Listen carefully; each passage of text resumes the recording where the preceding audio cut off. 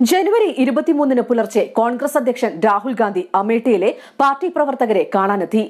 ഒരു പാർട്ടി പ്രവർത്തകൻ പെട്ടെന്ന് രാഹുൽ ഗാന്ധിയുടെ സമീപത്തേക്ക് വന്നു. എന്നിട്ട് പറഞ്ഞു, സാർ, ഇവിടുത്തെ പാർട്ടി പ്രവർത്തകർക്ക് ധാർമ്മികത വളരെ കുറവാണ്, എന്തെങ്കിലും പെട്ടെന്ന് ചെയ്യൂ. അപ്പോൾ രാഹുൽ ഗാന്ധിയുടെ മറുപടി ഇങ്ങനെയായിരുന്നു, വിഷമിക്കേണ്ട, ഡൽഹിയിൽ നിന്നും അതിനുള്ള മരുന്ന് ഉടൻ തന്നെ എത്തും. അതിനുശേഷം മണിക്കൂറുകൾക്കകം ഒരു പ്രഖ്യാപനമുണ്ടായി. പ്രിയങ്ക ഗാന്ധി സജീവ രാഷ്ട്രീയത്തിലേക്ക് ചുവടുവെക്കുന്നു എന്നായിരുന്നു ആ പ്രഖ്യാപനം. ആ പ്രഖ്യാപനത്തിൽ രാജ്യമൊന്നാകെ ആശ്ചര്യപ്പെട്ടു. എന്നാൽ കോൺഗ്രസ് നേതാക്കളുടെ പ്രതികരണം എത്തുന്നതിന് മുൻപ് ബിജെപിയിലെ ചെറുതു മുതൽ വലുതുവരെയുള്ള നേതാക്കളിൽ നിന്നും ഈ പ്രഖ്യാപനത്തെ സംബന്ധിച്ച് പ്രതികരണമുണ്ടായി. പ്രിയങ്ക ഗാന്ധിക്ക് ഒന്നും ചെയ്യാൻ സാധിക്കില്ല എന്നവർ ഒന്നടങ്കം പറഞ്ഞു. എന്നാൽ പൊതുജന അഭിപ്രായം ഇങ്ങനെയായിരുന്നു, അങ്ങനെ പ്രിയങ്ക ഗാന്ധിക്ക് ഇന്ത്യൻ രാഷ്ട്രീയത്തിൽ ഒന്നും ചെയ്യാൻ സാധിക്കില്ല എങ്കിൽ ബിജെപിയെ പോലെ രാജ്യത്തെ വലിയൊരു പാർട്ടിയിലെ മുതിർന്ന നേതാക്കൾ ഇതിന് മറുപടി പറയുന്നതും ആകുലപ്പെടുന്നതും എന്തിന്?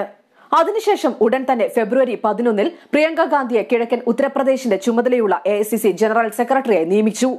15 കിലോമീറ്ററോളം റോഡ് ഷോ നടത്തി അവർ ഉത്തർപ്രദേശിലേക്ക് രംഗപ്രവേശനം നടത്തി.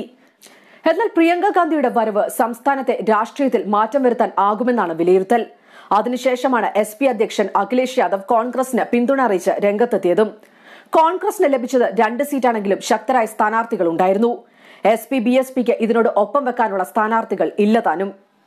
എന്നാൽ സംസ്ഥാനത്തെ 80 സീറ്റിലും പാർട്ടി മത്സരിക്കുമെന്ന് കോൺഗ്രസ് അധ്യക്ഷൻ രാഹുൽ ഗാന്ധി വ്യക്തമാക്കി. ഉയർന്ന ജാതി, മുസ്ലിം, ദളിത് വോട്ടുകൾ തിരികെ പിടിക്കുന്നതിനു വേണ്ടി കോൺഗ്രസ് ഇപ്പോൾ 24 മണിക്കൂറാണ് പ്രവർത്തിക്കുന്നത്. കോൺഗ്രസിന് അധികാരം നഷ്ടപ്പെട്ടപ്പോൾ സംസ്ഥാനത്തെ സവർണരുടെ വോട്ട് ബിജെപിയുടെ പെട്ടിയിലായി. മുസ്ലിം വോട്ട് സമാജ്വാദി പാർട്ടിയും കൊണ്ടുപോയി. ദളിതരുടെ ആകട്ടെ BSPയും കൊണ്ടുപോയി. നഷ്ടപ്പെട്ട വോട്ടുകൾ തിരികെ പിടിക്കാനാണ് കോൺഗ്രസ് ഇപ്പോൾ ശ്രമിക്കുന്നത്.